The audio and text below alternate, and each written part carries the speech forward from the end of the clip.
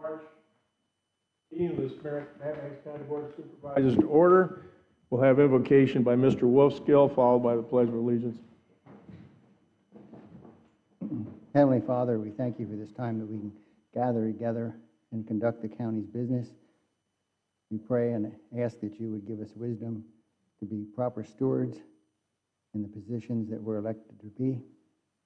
We ask that you keep in mind and keep watch over Mrs. Susan Adams as she's in the hospital this afternoon, and in future weeks when Chairman Hinkle goes to the hospital, we ask that you provide health and recovery, speedy recovery for them, for him. In Jesus' name we pray. Amen. Pledge. I pledge allegiance to the flag of the United States of America and to the republic for which it stands, one nation, under God, indivisible, with liberty and justice for all.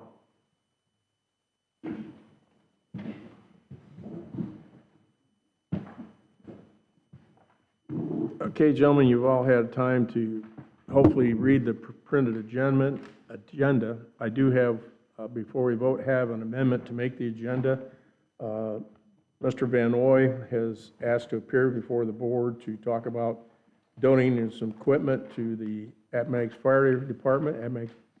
So if you'd allow me, I'd like to add that as action item number 8, or excuse me, action item number 8A, and we'll put it in there if that's so allowed. If somebody'd like to approve my amendment to the agenda. Chairman, I'll make that motion. Okay, Reverend Jones moved to add Mr. Van Ooy to the agenda. Is there a second? Second. Mr. Hips has seconded. All those in favor, signify by saying aye. Aye. Aye. All right, now I'll accept the motion to approve the agenda as amended, unless there's other amendments. So moved. Mr. Hips moved to accept the agenda as amended. Is second? Second. Reverend Jones has seconded. All those in favor, signify by saying aye. Aye. Aye. All right, the agenda is approved as amended with the addition of Mr. Van Oy. All right, next up is citizen comment period. This time is provided by the board to allow citizens the appropriate opportunity to address the board on issues of importance to the citizens. No individual citizen shall be permitted to address the board for more than 3 minutes. And we have, looks like 5 people signed up to address the board. First up is Mr. Greg Romano.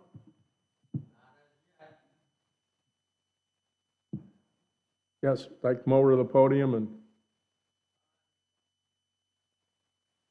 well, this 3 minutes is for you to give your opinion. We do not allow questions in the. Well, if you'd like to speak to your 3 minute, your opinion, you have 3 minutes to do that at the podium, sir. All righty. Next up, Nathan Brown. Podium, state your name and address for the record, please. This on. Okay, gotcha.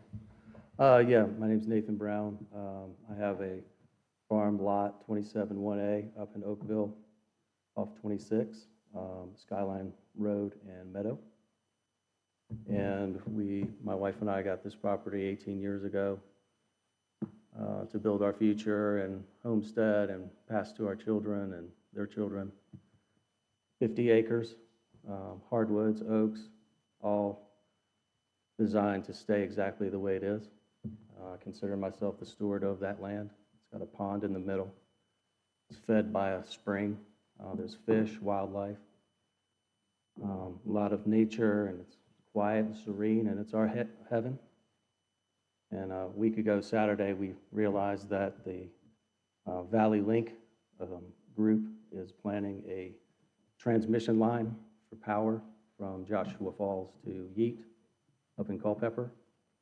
115 miles, 764,000 volts of power. It's the biggest power line you can build.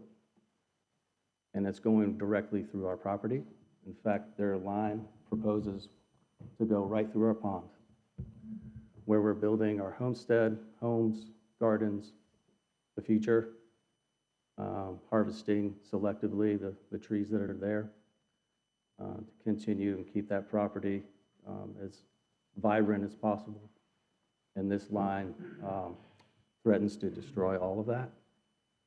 So I'd like to ask Appomattox County Board of Supervisors if there is a position concerning this power line, and if we can get a vote at some point to resist and join other counties, as there are 9 counties through Central Virginia. Orange County, Fluvanna, and Louisa have all come out with some resistance to this power line and voting against it. And I was just wondering how Appomattox' position is. And I thank you for your time tonight. Thank you, Mr. Brown. And next up, Leslie Brown. State your name and address for the record. Leslie Brown. I live at Skyline and Meadow, lot 271A. I'm just going to piggyback on what he was saying. We love this property. We've had it for 18 years, like he said. And we woke up last Saturday morning with the news that the proposal goes right through the heart of our property. It's literally, the pond is the heart of the property.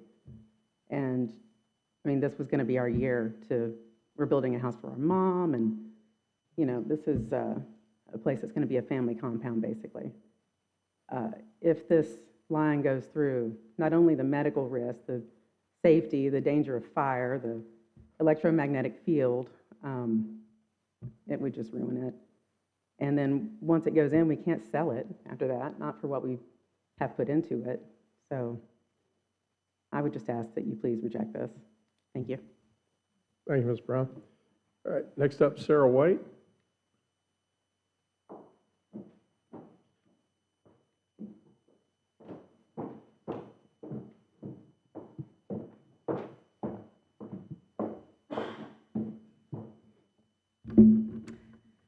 Hello, my name is Sarah White. We live in Concord off of Lyle Thomas, and I'm here to comment on a project that is being proposed by Valley Link to install a transmission line through 9 counties in central Virginia, including Appomattox County, and also on the proposed data center in Appomattox County.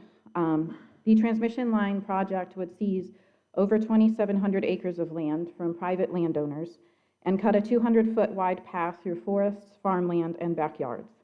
This would disturb wildlife habitats, trees, and native plants, and pollinators such as bees, all while our environment is already struggling with habitat destruction and pollution. But this would not just impact the environment. There are many people who have worked hard for their land and who have lived here for generations. That land would be confiscated, destroyed, and continually sprayed with toxic weed killer. Furthermore, there is a significant risk of increased health issues from these high voltage lines, as well as reduced property values and an increased risk of fires to those who live near them. And to top it all off, representatives from Valley Link admitted to us at the information session that the residents of these counties would be the ones paying for this project. Why should we be paying for infrastructure that we didn't ask for and that will not benefit us? And why is this project being proposed? Not to benefit any of the counties that it runs through, but instead to handle the grid overload being caused by the explosion of data centers in Northern Virginia. Why does rural Virginia have to pay once again for Northern Virginia's choices? I urge you to stand with the residents of Appomattox County and pass a resolution to oppose this project, as Louisa County has already done. Regarding the data center that has been proposed for Appomattox County, I would also like to ask the board to please oppose this project. Virginia is considered the data center capital of the world. We already have 570 data centers with more planned. These data centers use huge amounts of electricity and water, which not only put additional strain on our systems, but also raise prices for those resources for residents. We should not be taking our resources of water and power away from people to supply data centers, nor should residents have to pay for these data centers that they don't want. I am aware that the EDA is the group that has approved this data center, and I know there will be a meeting next week, but I also know that's information only and there's no comment session, which is why I'm making this comment today. The citizens of this county and town can't help but feel betrayed, and when we learned that this project was proposed and agreed to under the cover of NDAs years ago, and we are not given the opportunity to publicly comment. We do not want a data center here, and we do not want a transmission line, and I ask that the members of this board listen to the people who live in this county and do all that you can to stop these projects. Thank you. Thank you, Ms. White. All right, next up, Mr. Chris White.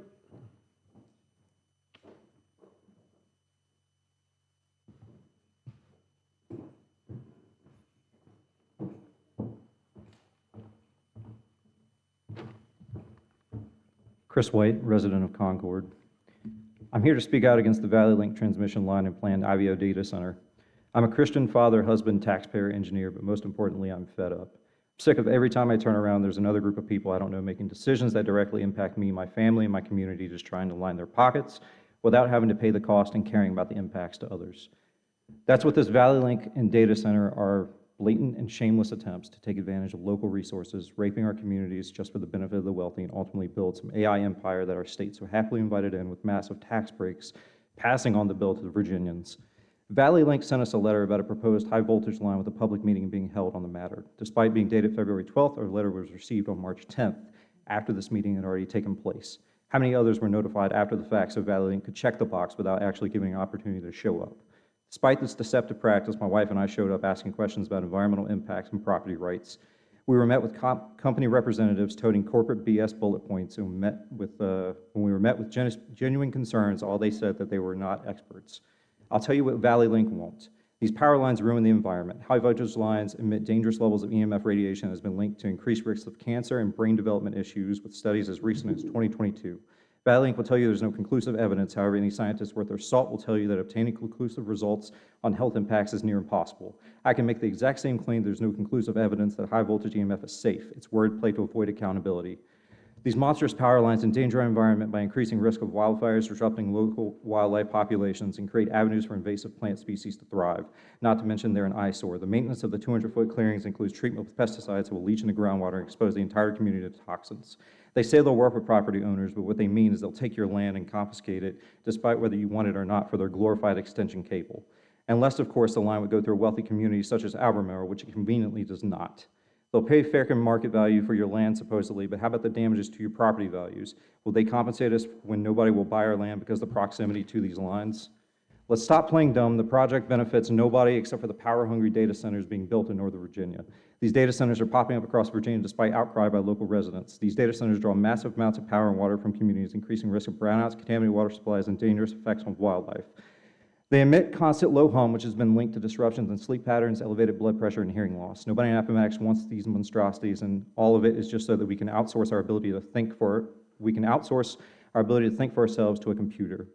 Good law-abiding citizens who care about our communities are reaching a breaking point. I implore the board to do everything in its power to halt these projects and take an official opposition position to them. Thank you for your time. Thank you, Mr. White. All right, that's all the individuals who signed up for the comment period. Is there anyone who didn't sign up and wants to comment? I'll give you an opportunity. All right, ma'am, go to the podium, speak your name and address, please. That is uneven. My name is Sarah Elyard. I live at 1125 Vermillion Road in Appomattox. Valley Link told us this past week that the proposed route runs through the green space, meaning it largely avoids houses and structures. They characterize this land as undeveloped. I would argue that this land is very much developed. It is land that works for an agricultural, crop, forage production, pasture, timber, and pulpwood. The community center was packed. I want to know, did any of you attend the Valley Link meeting? Will you, like other counties, join with your rural landowning constituents in taking a stand against Valley Link? PJM says we are all connected to the grid, but using rural Appomattox as a superhighway for dangerous and noisy power lines is not something that other counties will stand for. It is propaganda at best, and everything that they said at the meeting was propaganda. Wordplay was a huge thing. Are y'all a sellout board scared to create waves, or are you a board that will enable its constituents to preserve the rural nature of our county, their farmland, and their peaceful woods? Have you ever stood next to a 765 kV line on a rainy day? Have you ever heard the crackle and hum? You can hear it from pretty far away. I'm here on behalf of dear friends with a beautiful farm on Moonlight Road. I hunt there myself. You as the Board of Appomattox have a local responsibility to your constituents, not a national one or even a statewide one. This project changes the trajectory, landscape, and character of our county. It doesn't have to be in your backyard for you to understand and empathize with these landowners. You have the ability to at least stand up. You may not have control on the grand scale, but other counties are fighting this and formalizing their fight and publicly opposing this. They will tell you that you can't fight. Valley Link will tell you a lot of things, but is this a sacrifice of the few for the good of the many? And will you join them? Thanks. All right, another one. Please state your name and address. Get up there. Hello, my name is Robin Fouts. I live at 1946 Seven Meadows Lane. It's great to see people that have names and faces. I just have one question to ask about the upcoming data center, and obviously just to pose an idea about the upcoming data center meeting. If Avio or you all would allow us to submit questions well in advance of that, I feel like that would be appropriate and allow your citizens and residents to feel a part of the conversation. Thank you. The chairman of the EDA told us the other night that he is setting up a email address for you to send questions to so that they can have answers prepared by the meeting. But I don't have any information on if that's been set up or what it is. So, all right, next up is appearances. These are scheduled times provided by the board to allow citizens and organizations outside county government to discuss matters of importance to the board. First up, Ms. Alicia Wright, Director of Appomattox County Department of Social Services, has requested to provide an update.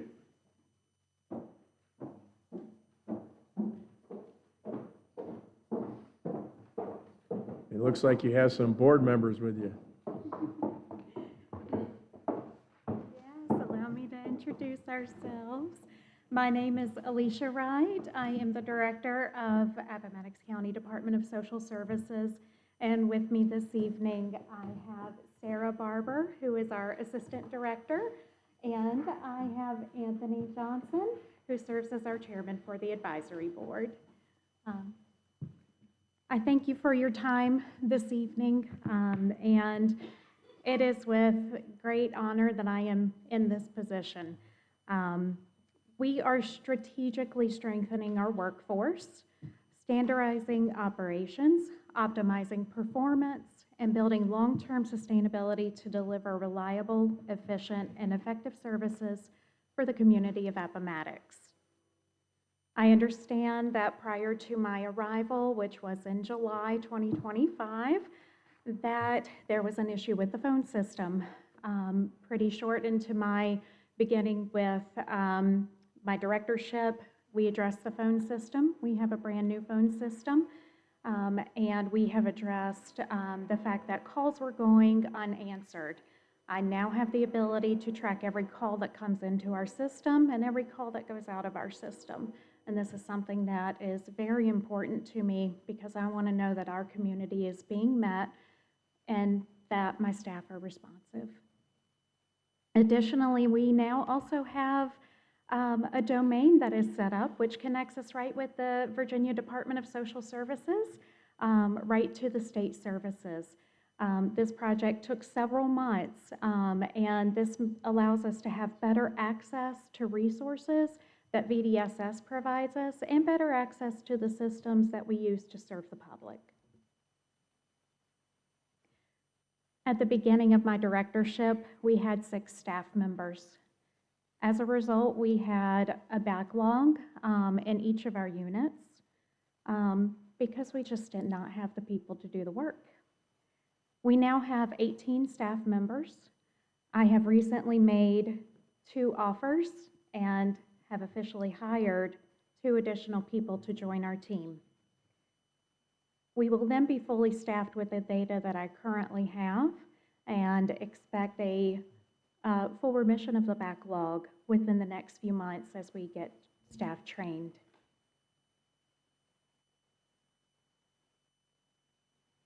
The Family Services Department did have a backlog of CPS cases.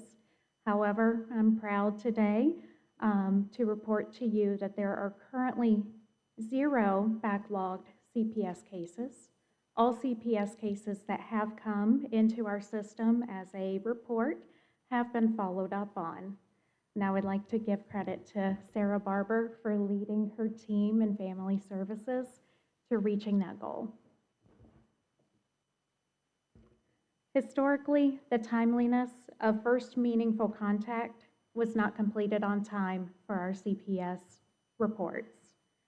First meaningful contact means that the family services specialist has interviewed all children in the home, the caretaker, they have assessed the home, and they have ensured safety either in the original environment or in another suitable environment. We have noticed an upward trend since October 2025, which is when we began massively hiring for the Family Services Unit. In January, we met 100% compliance for this data point. We were one of 9 counties in the state of Virginia to be fully compliant at 100% with meeting the first meaningful contact for CPS reports. Additionally, it's important to us that all children in foster care are being seen on a minimum of a monthly basis. This goal has been met. Parental contact for children within foster care is also now in compliance with the legal requirement for foster care. Parental contact is consistently being met on a monthly basis. We're currently working towards a goal of improving length of stay for children in foster care. About half of the children in foster care have remained in foster care for over 1 year. We would like to see solutions to permanency occur much sooner. Also, we have met 100% compliance with long-term care applications being processed despite limited staffing and training at the time that we were expected to take on that role. We had a variance for several months that allowed us to allow the Virginia Department of Health to complete that role.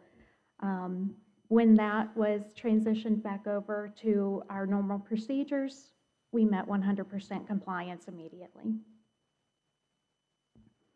For benefits and eligibility, we are now working on staffing this unit. Our staffing is improving.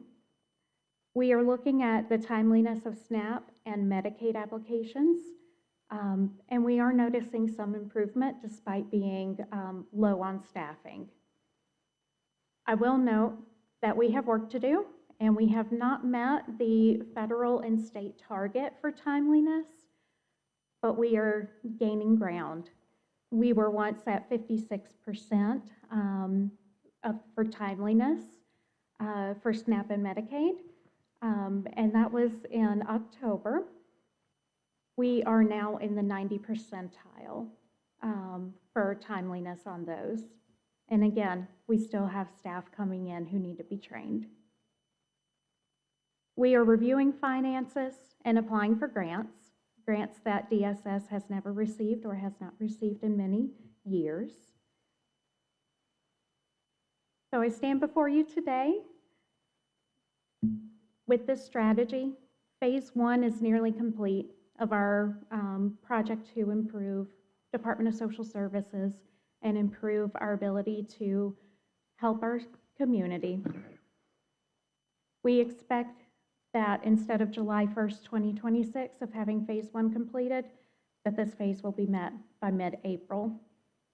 Phase 2 will include operational standardization, in which we develop standard operating procedures, cross-train staff for program coverage, standardize workflows and expectations, and improve internal communication and coordination.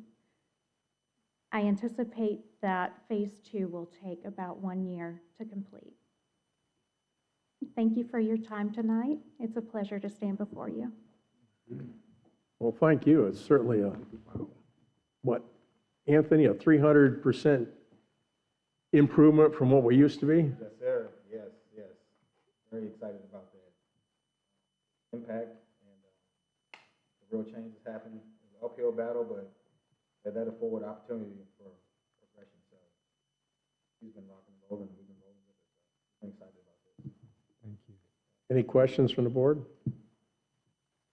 Mr. Ruskell? Just like to say thank you. I know how hard you all work. I know how hard Alicia worked from the first day she hit the ground, putting a team together, and I know how hard the team's working. Anthony's supporting them, and they can be happy with the success that they've met in our county. Our county is very much better off than it was just a year ago. Thank you. And Anthony, I'd just like to add, you've proven that you are the man I thought you were. Thank you. Appreciate it. I appreciate it. I'll keep rolling. Yep. Yes, sir. All right. Thank you, Ms. Wright. Thank you. All right, next up, Ms. Lorna Rexroad with the CASA. She's Associate Director.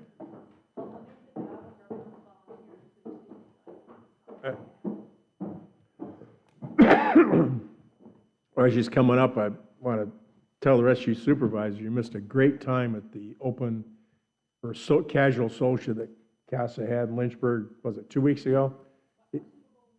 Yeah, it was a great time and got to meet a lot of the volunteers and led us to appreciate, you might even have a worker show up. My wife showed interest, so anyway. Great, that's fantastic. Good evening, my name is Amanda Dye. I am a Hokie homemaker, the wife of a promised land grain farmer, mom to 3 wonderful kids, and a proud native of Appomattox. We have so much in common, people, places, and even memories. But perhaps the most important thing we share is a commitment to serving others. Your level of leadership can be tough. If decisions don't yield desired results, you get an earful. And if they exceed all expectations, you still at times and inexplicably get an earful. But we'd all be up a creek without you. And I do have a 6th grader, so I know a little bit about what that's like. And from this particular citizen, a heartfelt thank you for your collective service to Appomattox. My service looks a little bit different. Much of it revolves around the children and teachers of the community. I do PTO at the primary school, assist with a kindergarten and first grade Sunday school class, and have agricultural literacy programs created with Farm Bureau. But the most impactful and rewarding of the service hats I wear is as a CASA. CASA stands for Court Appointed Special Advocate.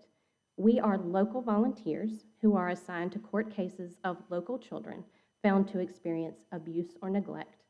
In our county, we also have many cases classified as CHINs, or children in need of services and/or supervision, as well as those arising from truancy. When CASAs step into a case, we gain powerful allies and professionals who are already working to address needs on a child's behalf in judges, social workers, and guardians ad litem, who are legal representatives for children. CASAs provide an advantage to them and the families they serve in case commitment and gaining information. We are typically assigned to one child or sibling group at a time and remain with them for the duration of their case. We meet with our children twice a month, collect relevant documentation, and regularly communicate with adults in their lives. Family members, foster parents, teachers, guidance counselors, healthcare providers, and others to develop both a child's perspective of their world and a bird's eye view of the case for the court. We then prepare a report for each hearing with the ultimate goal of sharing observations and concerns and providing recommendations addressing each of them. At the heart of these cases are children and their families, many of whom have suffered the challenges and effects of domestic violence, substance abuse, and mental illness. We provide an advantage to them as trained listeners who convey their stories, struggles, and successes to the court from an unbiased human perspective. When I think back on my own cases, they always began with palpable tension, wide eyes, tight lips, and short words. I have had phone calls go sideways, been cornered by dogs, had to turn down case assignments because I knew those involved, and listened to kids describe life-shaping events in their home like it is just another Tuesday. It is amazing how showing up consistently with a kind word and an open mind allows people to confront their pain and take steps forward, even if moving forward risks doing it apart from the people they love. Why would anyone voluntarily subject themselves to this work? Because it matters. I know it matters when a mom finally lets her guard down after talking with her through an elopement crisis. It matters to the child who smiles, waves, and gives me a hug at school, even after her case has ended. It matters to the teacher who was worried about their student and kept speaking up until someone wrote it down and said it in front of a judge. It matters to the families who wait anxiously for their turn in the courtroom and light up at a familiar face. It matters because cutting fear off at the knees through connection gives us opportunities to seek out solutions and makes our community a safer and better place for everyone. As Rudyard Kipling wisely stated in the Jungle Book, the strength of the pack is the wolf, and the strength of the wolf is the pack. I would argue the single most important role of a CASA is letting a child know they have a place in our community and that they are not alone. In order to continue this work, we need your help. Last fiscal year, Appomattox had 7 active volunteers serving 18 children who were abused and neglected. Unfortunately, currently, there are 13 children in Appomattox waiting for a CASA volunteer. So that's why it's important to support CASA to help increase the number of volunteers in Appomattox and serve every abused and neglected child waiting in our community. CASA volunteers are supported by an advocate manager who oversees our initial training and continuing education, helps us edit our court reports, and tirelessly supports the needs, concerns, and progress of their CASA volunteers. I am looking to you, the community who raised me with a heart for service, to help us and future advocates continue giving our children hope and a voice through CASA. Thank you for your time and attention. Mr. Jones, I hope I've done you proud. Mr. Chairman, one of the smartest young ladies that ever came through my classroom, and I'm so proud of you and the work that you do. And I still have your card that you gave me on Teacher Appreciation Day, and it means so much to me. But thank you for what you do for the young people in this community. I'm proud of you. Any other questions from the board for the CASA staff? I want to also say you guys do a great job, and I knew several of the volunteers before I got this job, so I'm well aware of what you do and what it means, especially those families in crisis. All right, next up, we have Miss Melissa Lucy, Chief Executive Officer for Horizon. Good evening, and thank you for allowing me to be here today. It's an honor to present in front of you all and get to tell you a little bit about Horizon. So first, I would like to tell you our mission at Horizon Behavioral Health is to support and promote the health, independence, and self-worth of individuals and families in Central Virginia. We achieve this by offering a comprehensive continuum of community-based services. This includes treatment, prevention, early intervention, and aftercare for those facing mental health challenges, intellectual disability, substance use, and co-occurring disorders. We aim to provide behavioral health care services that are not only accessible, but also centered around the consumer. We strive for cost effectiveness, and importantly, our services are outcome-based.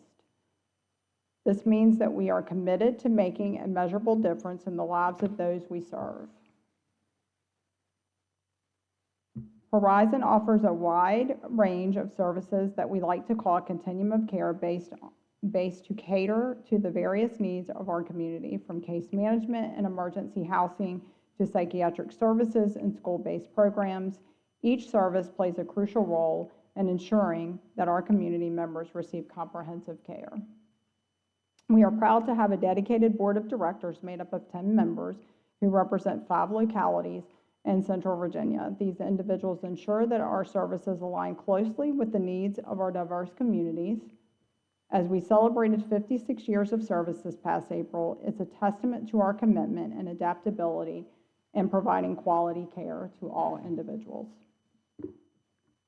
New to Horizon is the in-depth tobacco cessation education program developed by the American Lung Association and is offered in public schools to all students. The program folds tobacco cessation education into a new program that was launched to serve adolescents with substance use treatment, also known as the TREE program. This early intervention, still early in its implementation, this program is boasting engagement rates that exceed the state average, which is a testament to how we provide our services.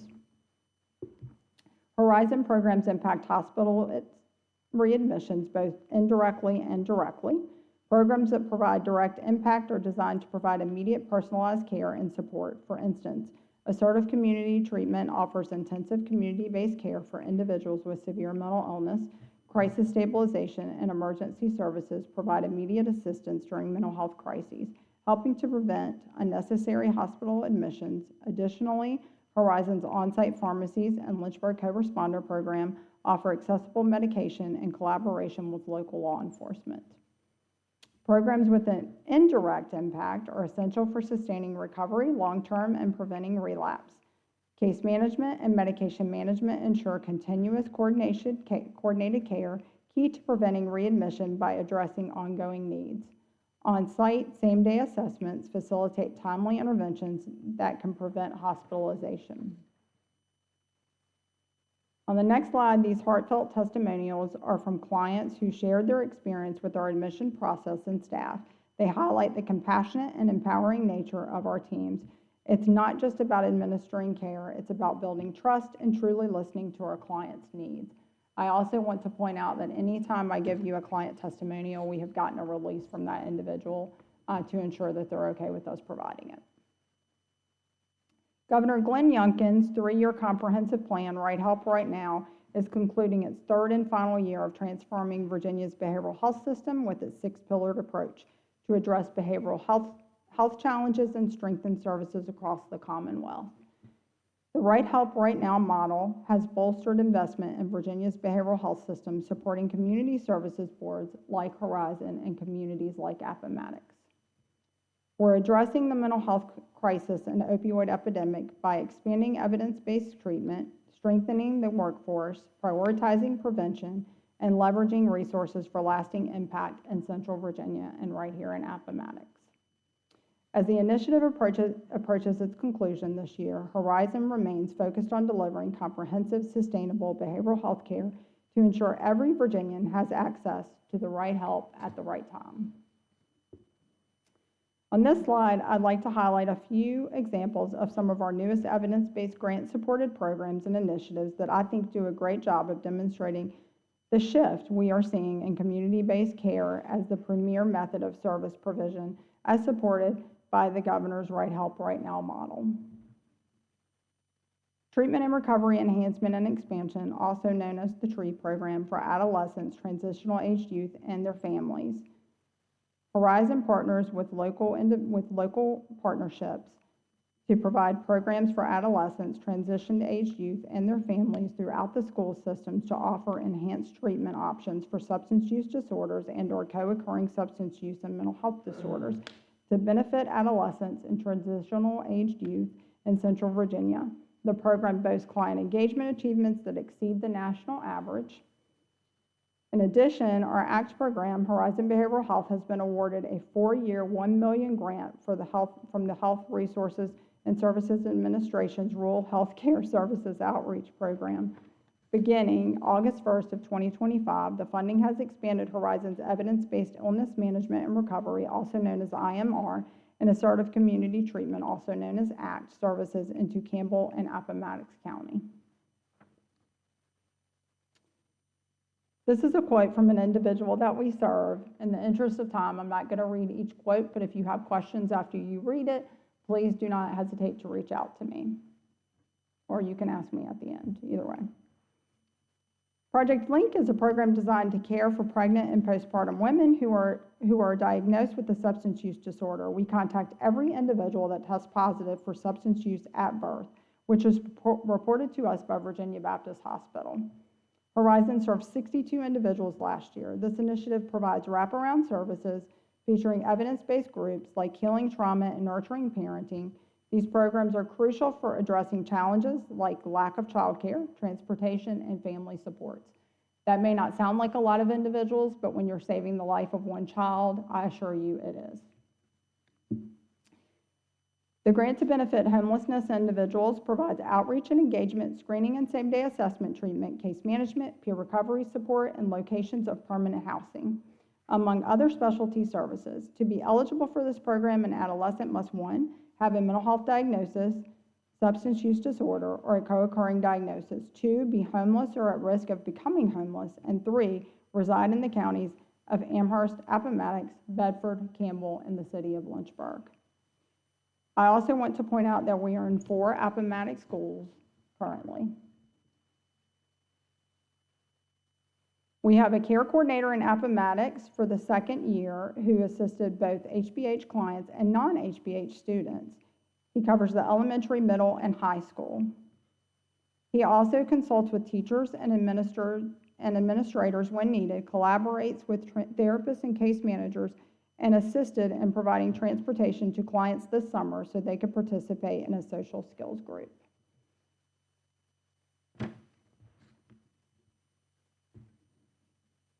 Michelle is a client of Horizon's Project Link program who has found tremendous confidence and strength in her recovery journey and help from her team at Horizon Behavioral Health. This fiscal year, Horizon launched their first podcast series, The Recovery Journey. Its success has translated into an ongoing initiative, the Horizon Line, to promote storytelling and education within our organization and the broader community. In one podcast episode, Michelle bravely shared her personal journey with listeners and hoped that her experiences might help others experiencing new mothers who may be struggling with addiction. I also want to point out that that is unique to Horizon. There is no other CSB across the state of Virginia that is doing this podcast. And we also received recently an exemplary award for having the podcast and getting the word out. We offer it to community leaders, we offer it to community organizations, as well as our clients, as well as other entities. And then we do some of our own educational podcasts as well that we promote on our social media and other platforms. Horizon's Prevention Services works to prevent substance misuse and suicide to promote healthy behaviors, mental wellness, and resilience in Central Virginia. And as you guys have heard me say before, prevention is key. If we can prevent one person from going down a path of needing mental health treatment or substance abuse treatment, then that is worth everything that we can possibly do, because that is one individual in their life that we have saved. These are some additional stats I wanted to highlight and just point out. Again, in the interest of time, I'm not going to go through each line, but I do encourage you to review them. If you have questions, please feel free to reach out to me or to ask me at the end.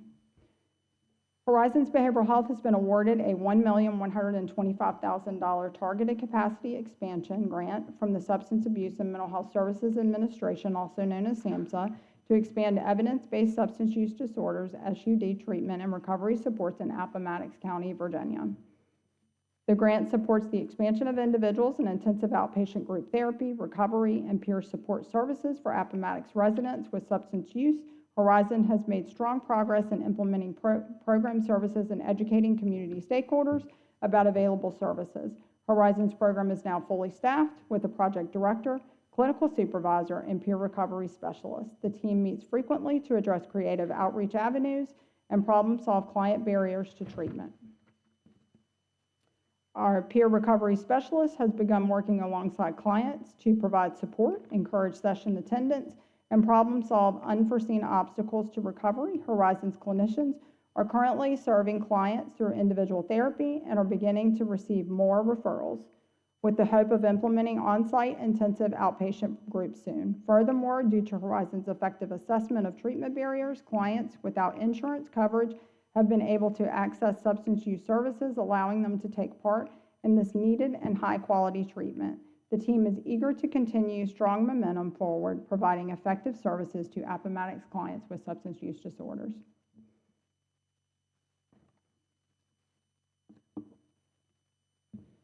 The big takeaway here is that uninsured clients in our catchment are most vulnerable, are receiving life-saving care for a fraction of what it costs to provide that service.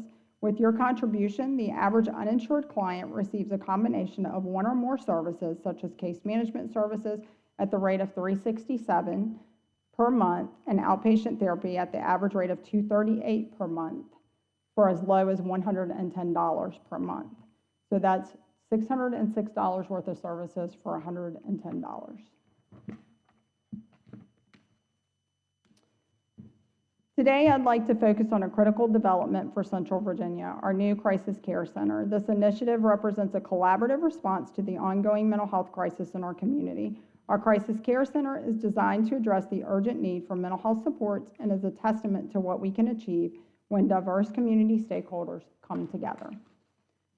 Many of you have heard me say this was a labor of love, and I truly do mean that. I started it the first month I took this position.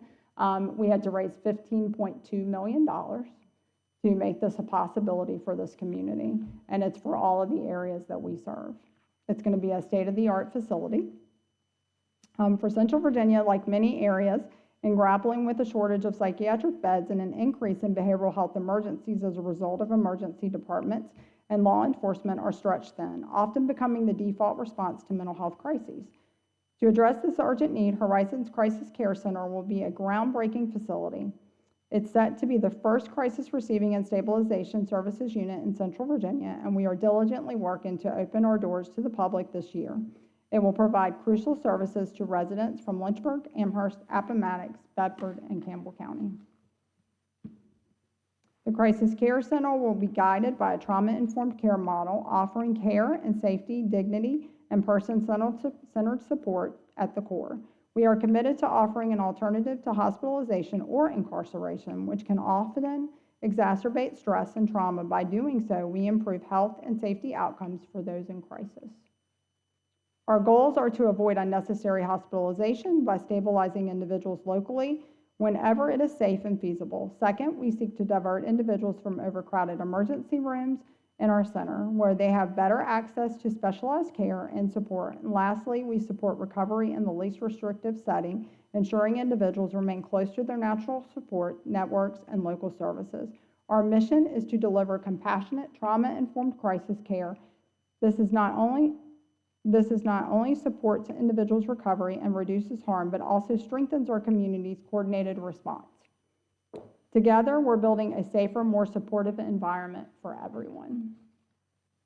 The scope of services offered at Horizons Crisis Care Center is designed to provide comprehensive support through services of varied acuity.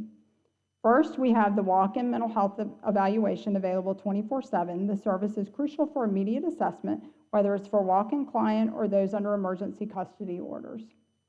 Our goal here is to evaluate risk and determine the best care level, possibly guiding individuals to higher acuity programs on site that meet their needs. Next, we offer residential crisis stabilization. This service is essential for those with acute or complex needs, providing 3 to 7 days of stabilization. It's a pivotal step-down option for individuals post-hospital discharge, ensuring they come to recover with the support of a multidisciplinary team. This team is dedicated to planning treatment, offering crisis counseling, medication support, and peer recovery services, to name a few. Finally, there's a 23-hour crisis stabilization program, which is voluntary and provides intensive short-term support. In this program, adults in crisis can receive up to 23 hours of care. Why 23 hours? Because that's the regulation. Medical detoxification provides round-the-clock care for individuals withdrawing from substance. This safe, supportive environment includes medical supervision and nursing assessments, ensuring clients manage withdrawal symptoms safely. We aim to kickstart the recovery process and prepare individuals for ongoing treatment. Next, we have kitchen and dining services. Operating a full-service kitchen 7 days a week, we ensure that all clients across various programs are well-nourished, which is vital, especially considering some clients may come to us not having eaten for days. And lastly, allied supportive services offer comprehensive support to all clients. This includes peer recovery support, embedded crisis intervention trained officers, and an array of other services like nursing, psychological evaluations, and care coordination.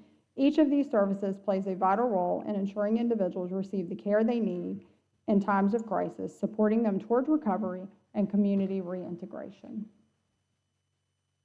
This powerful statement from Commissioner Nelson Smith highlights the critical role mental health plays in not just individuals' well-being, but also the functioning of our community as a whole.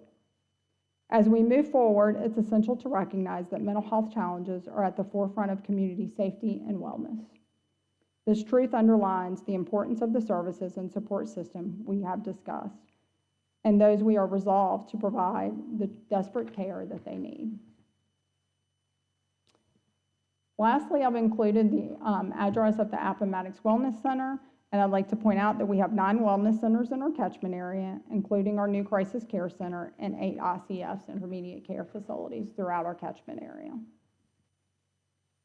And lastly, I would be amiss if I didn't ask you to follow us on all of our social media. Does anybody have any questions? Any questions from the board? Okay, thank you, Ms. Lucy. It's a very thorough presentation.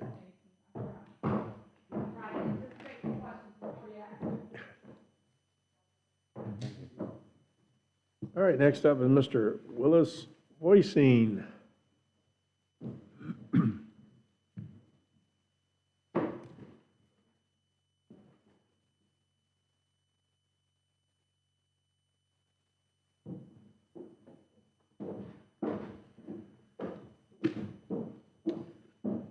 Good evening. We kind of wanted to introduce ourselves formally to the board tonight. I know it always seems like maybe animal control hasn't been a part of meetings like this, and it always seems like the community's been very involved and always kind of interested in where we fall and the things we handle. So we wanted to kind of put a face to who we were, our current department. So myself, I'm the supervisor over animal control. I've been here almost for 3 years. I've been the supervisor for a year now. We go through animal control school certifications, firearm, excuse me, and we do a lot of equine training as well because there's a lot of horses in the county.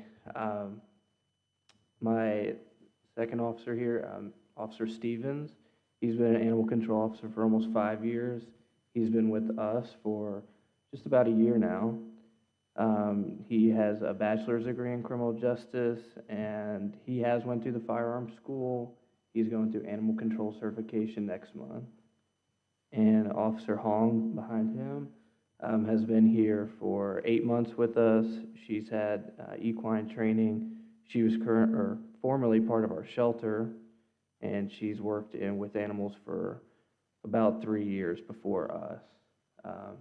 I know I spoke to you briefly a few weeks ago with a budget request. That was just myself. It felt needed to just kind of meet our whole department, come before you. We're a relatively young group as far as animal control goes. We go to a lot of like these luncheon meetings where we meet ACOs from all over the region. I want to say we probably have one of the youngest groups in total, and it just kind of gives us a good base to, I mean, we could be here for a long time. Stability with animal control throughout the state, probably the nation, is just pretty hard to keep officers. We're not, we understand that here as well. We've had our few, but this seems like a stable group. That's why we want to kind of put a face to all of us. We as a department work all kinds of calls that maybe don't, there's probably a thought process of what our normal day looks like, but it can range from, it could be a motor vehicle accident we're getting a dog out of. We've dealt with hybrid wolves in the county. There's been numerous, one of the things on our agenda to speak to about is there was even a water rescue call recently. I don't need to take up too much of your time, but with, I know Mr. Garrett's here tonight with some of the officers that helped us out about a month ago. And if you can, Ace, if you can get some of the, if you'd like, Jonathan, I know you probably can explain some of the stuff, or Mr. Poole. But this was a really interesting call. We've gotten to work with the sheriff's office. We've got to work with EMS. We've got to work with the conservation police recently, and we've worked with the fire department a lot. This call sticks out in particular. This was a very, hopefully something like this would never happen again. It's a very particular situation, as you can see, but this kind of call with working within departments here would have been impossible to solve without them. Is it Mr. Poole? Okay. So he was kind of in charge for the fire department that night. And I mean, it was just a rock star performance on them. I think the agenda might have showed two. There was 3 dogs. Okay. There was 3 dogs up on that edge was probably 8, 9, or maybe even 10 feet where they're in the water. By the time they got up there, it was probably about 5 feet. It was not an easy, and this was after hours. It might have been a holiday call out, if I remember. They came out, volunteered their time to work hand in hand with us. It could have been something that just came and went, and everybody went home, but I felt it was very important. I'm not sure what kind of recognition the board gives to the, I didn't really get in the water as much as they did, I mean, I might have got a little dirty, but they were all the way up to their chest in this stuff, so they really deserve recognition for it. Of course, it came out as an animal control call, but it ultimately turned into a bigger fire department response. They had everything we could have asked for. I mean, by the time we got up there, they had towels. Everybody's cars were started because it got dark. It was a little cold that night. So I mean, everybody got dry, warm. All the dogs were rescued without any incident. No injuries to them or any of the personnel that went out there. So kind of a multiple reason for being here tonight. Want to introduce ourselves and just give a huge thank you to the fire department. This is not the first time they saved our butt. I'm sure it won't be the last time, but it just felt very important to recognize them. I'm glad you guys got to make it tonight, just to hear. But that's really all I have for tonight. I know we briefly spoke about our request, and I wasn't sure if you guys had any follow-up questions for any of us tonight. Any questions from the board? Well, really appreciate you coming up and introducing yourself, and we hope that, we get to see more of you, and we're always proud of the fire department. They've come through in many instances and many different strange situations, but they don't seem to have a problem in solving them when they come up against them. So we appreciate their work and your work as well. Well, thank you. Mr. Chairman, Mr. Wisco. What happened to the Beagles? So the owner, he was there the whole time. He actually, I tried to get him to come tonight, but I couldn't get in contact with him. But we just loaded him. I mean, it was like 200 or 300-yard walk uphill back to his car. He was a younger gentleman, but he had a very elderly father who couldn't help him. He jumped in that water before he even called for help by himself. Realized he couldn't do it by himself, so he stayed with us through like the entire time, got us to where they were at. But once we got him out of the water, we got him loaded back in his truck, and I haven't heard that they've gotten out. They were rabbit hunting or something. Yeah, so I think it was just a freak thing. They chased the rabbit the wrong direction, and they just fell right off the cliff. Luckily, they landed in the water, and there was no injuries to them. And even luckily, they were happy to be rescued. They weren't trying to like run away from us or anything. They stayed in our arms once we.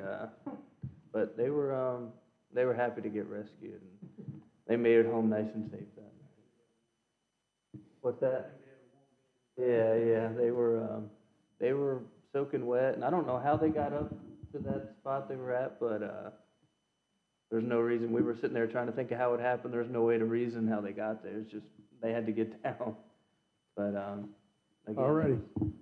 for them they got in the water and got them out. But again, just thank you guys very much for that, and you save us the next time. Well, thank you. Thank you. All right, next up we have Jania Pauley from our auditing firm, Robinson, Farmer, and Cox. What's the good news? It is good news. So I guess I'd like to start off by saying sorry that Aaron couldn't make it. Unfortunately, his flight was delayed due to the weather. I would also like to say, that we would like to acknowledge all of the help and assistance that we got across the various departments that we interacted with during the audit.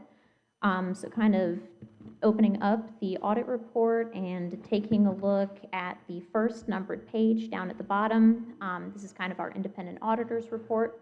So this is where we kind of talk about, giving our opinion. Y'all got an unmodified opinion, which is the best opinion that you can get for an audit. You may also note that we have a little bit of new verbiage in there this year in regards to the GASB Statement 101, compensated absences. There is also going to be a little bit of a restatement to your beginning balances because this is a retrospective statement. Moving on from there to page 14 in the document. So you will see that down at the bottom, your total fund balance in the general fund is just a little bit over $30 million. That's really good. And of that, like 99% of it, 29.9 million, is unassigned fund balance. Then we're going to skip over a lot of the stuff in the middle. And we'll just go ahead and skip over to page number 143. This is going to be our report on your internal controls to the government auditing standards. So unfortunately, we do have one finding that we'll go into a little bit more detail on later. The next page, number 145, is going to be our report on your federal programs. Y'all did not have any findings here, so all of your federal funding is good. And then if you'll kind of flip over to the very last page in the audit report, this is going to be the one finding that we did wind up having, which was that your bank reconciliations are not being completed in a timely manner. That's really kind of important because cash sets the basis for everything else in your books. So if there are problems with cash, then there are problems elsewhere in the books as well. So we just kind of really recommend, that y'all be on top of that and get the reconciliations done in a timely manner. And then we do also have a management letter. So this is kind of things that we noticed and that we saw and that we want to bring to your attention, even if they don't necessarily rise to the level of an actual audit finding. So just kind of going over that real quickly, you'll notice that we're again just kind of mentioning the bank reconciliations, that those should be done in a timely manner. And then we're having 2 more items that we just kind of want to bring to your attention. In the Department of Social Services, we tested 25 disbursements, and of those 25, 3 did not have the appropriate approvals on them. Given that we're only doing a sample and we're not testing every single item that exists in there, you can just kind of extrapolate that if of these 25, 3 had problems, that there are more problems across the rest of the payments that are being made. And then also with the laser reporting, the monthly laser reports were not being submitted accurately and timely across the entire year. The month of January was just not submitted at all. And then there is also a difference of approximately $130,000 between what DSS's laser system is saying the expenses were and what the county's books are saying the expenses were. And both of these books should really kind of be agreeing with each other. But yeah, so that's kind of everything that we had for the audit.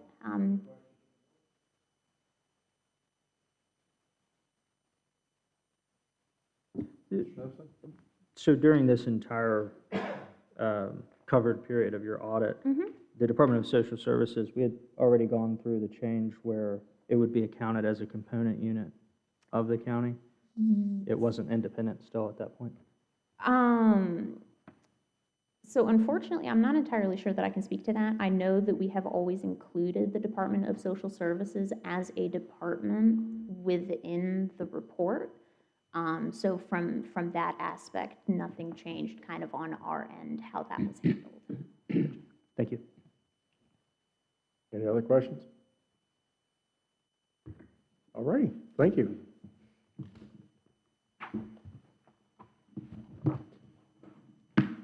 All righty, next up is a public hearing on proposed zoning amendments, Chapter 19.6-97, utility scale solar energy farm. A duly advertised public hearing has been scheduled for Appomattox County Board of Supervisors to receive comments and consideration.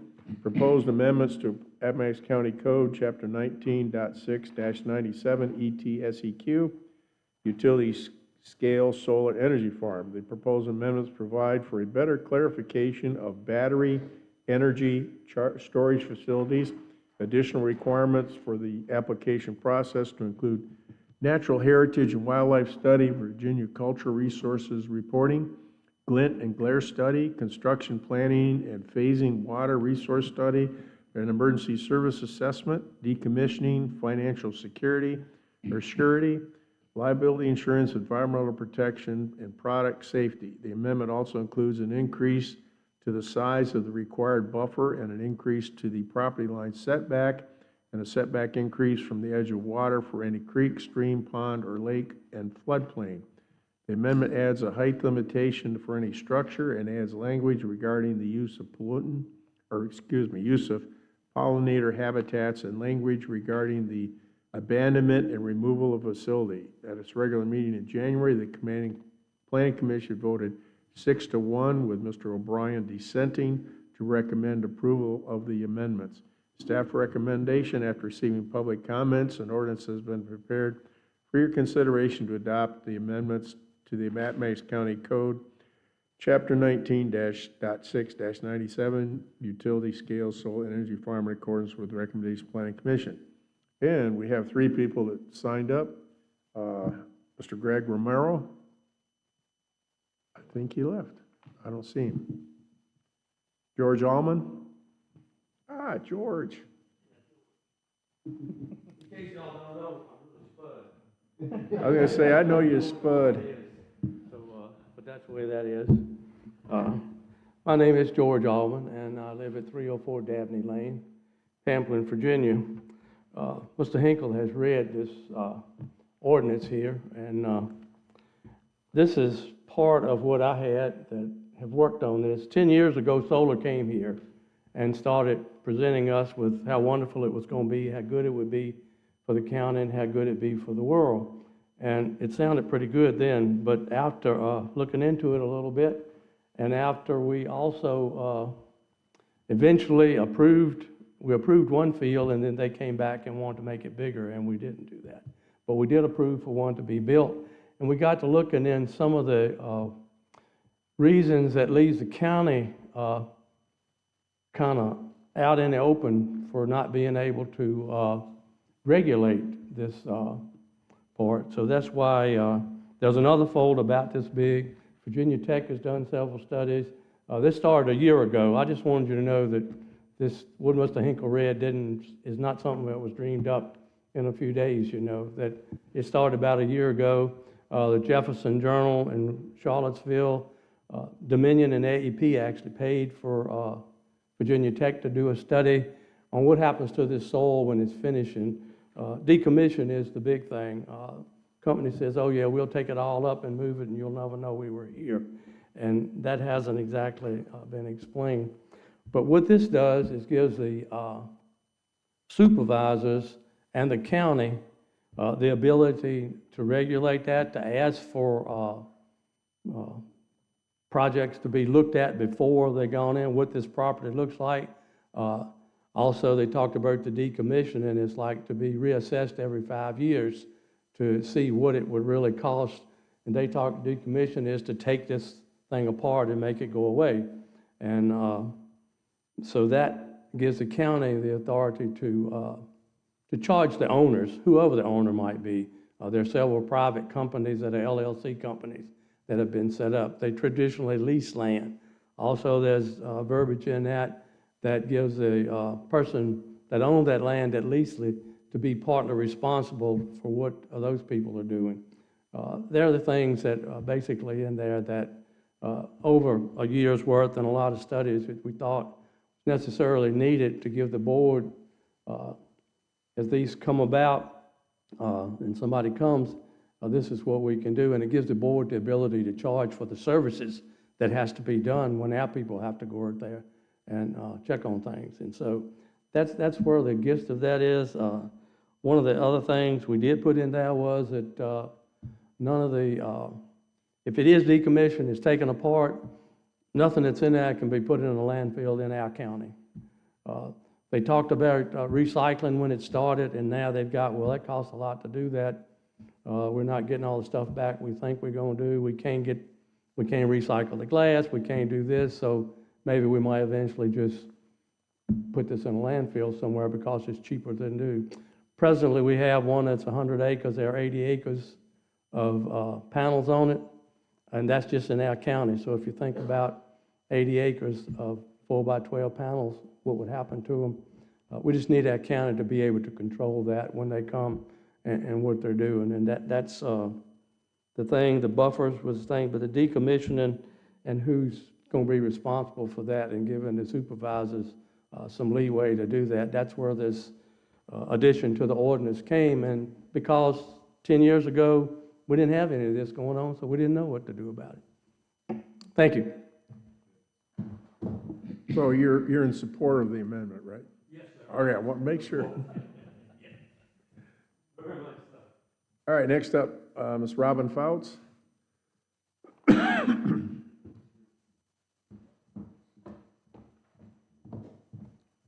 Hello, Robin Fouts, 1946 Seven Meadows Lane. I want to start by saying that I'm genuinely grateful for the work that's gone into the proposal, Chapter 19.6-97 amendments, the effort to clarify how battery energy storage is handled, and to strengthen requirements like the emergency services assessment, the water resource study, and the decommissioning and financial surety provisions is important and appreciated. I'd like to flag one issue that matters a great deal for our community as we consider large new electrical infrastructure, especially projects that may eventually support major loads like data centers. A battery storage facility can be built for two very different purposes. It can be designed to serve only the customer on site, or it can be designed to also interact with the grid. Those are not the same thing. A behind-the-meter battery mainly supports a customer's reliability. A grid interactive battery, on the other hand, requires interconnection approval and may participate in wholesale grid services. That difference affects how it operates, its impact on the grid, and what protections the county needs to put in place.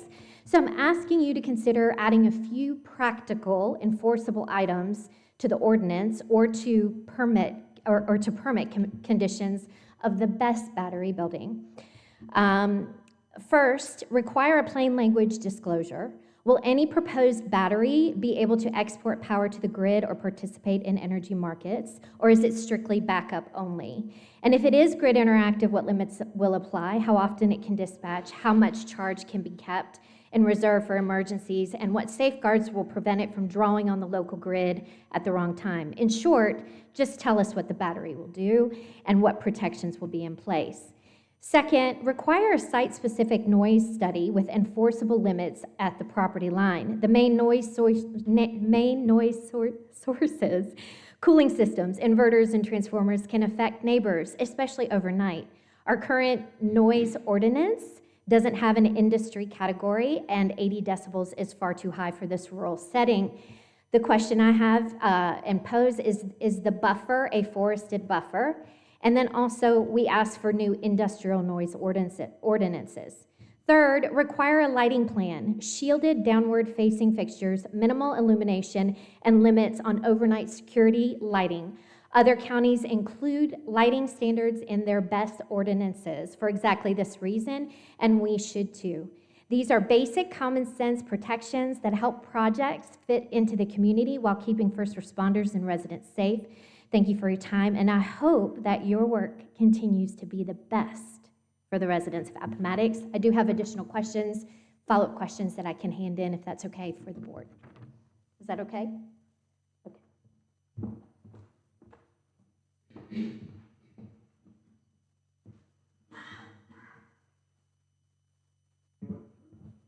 Anyone who didn't sign up that would like to speak to this ordinance? All right, hearing none. Gentlemen, you've heard the comments, you've seen what the Planning Commission has voted 6-1 for us to approve this amendment to our Code Chapter 19.6-97 Utility Scale Solar Energy Farm.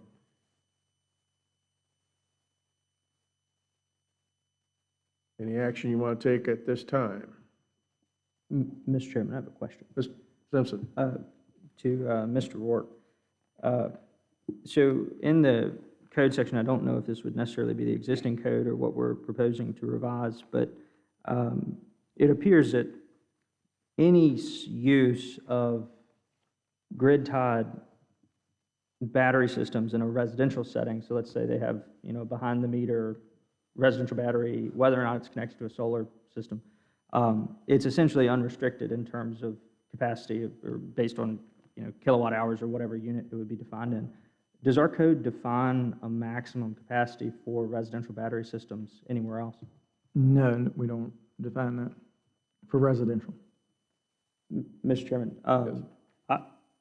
if there's no other discussion, of course, I don't want to stop that, but I would make a motion to approve as presented and just make a request back to the Planning Commission to evaluate whether or not we should put a kilowatt hour or capacity limit on residential battery systems.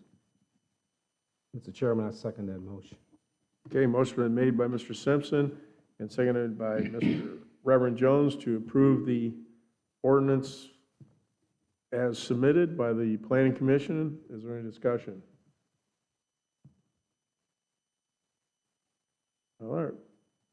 Call for a vote. Mr. Simpson. Aye. Reverend Jones. Aye. Mr. Hips. Aye. Mr. Whipskill. I vote aye also. The ordinance approved as submitted by the Planning Commission, and also if Mr. Rourke will take back the battery comments and the other comments brought up in the public hearing. All righty, next up is Public hearing on proposed amendment to the comprehensive plan approach to renewable energy. A duly advertised public hearing has been scheduled for the Appomattox County Board of Supervisors to receive comments and consideration on a proposed amendment, Chapter 3, Growth Management, Approach to Renewable Energy Policy Statement, as found in the Appomattox County Comprehensive Plan. The amendments make this policy statement more concise and is a tandem item to the zoning ordinance amendments related to utility scale solar energy farms. At the January regular meeting of the Planning Commission voted 6-1 with O'Brien dissenting to recommend approval of the amendment. Staff recommends, after receiving public comment, a resolution is prepared for the consideration to adopt the amendment of the approach to renewable energy policy statement in accordance with the recommendation of the Planning Commission. And let's see, George has left. So Spud, you want to commit to this one? Yeah, just a little comment to it. The fact that, George Allman, 304 Dabney Lane, Pamplin, Virginia. As I talked before about solar and it's coming and planning and changing and what has happened in the whole world of solar over the last 10 years. For our comprehensive plan to keep up with changes that we're putting in there, then we need to change some language in that to, so that when somebody says, well, hey, your comp plan doesn't say that you can do this or you can't do that, you know. So that's part of that, is to get that comprehensive plan up to date as we can make it and continue to work on it so that it works with our county ordinances as they go. Thank you. Anyone else? All righty. Is there a motion to adopt the resolution updating the comprehensive plan? So moved, Mr. Chair. Reverend Jones has moved to adopt a resolution updating the comprehensive plan. Is there a second? Second. Mr. Hips has seconded.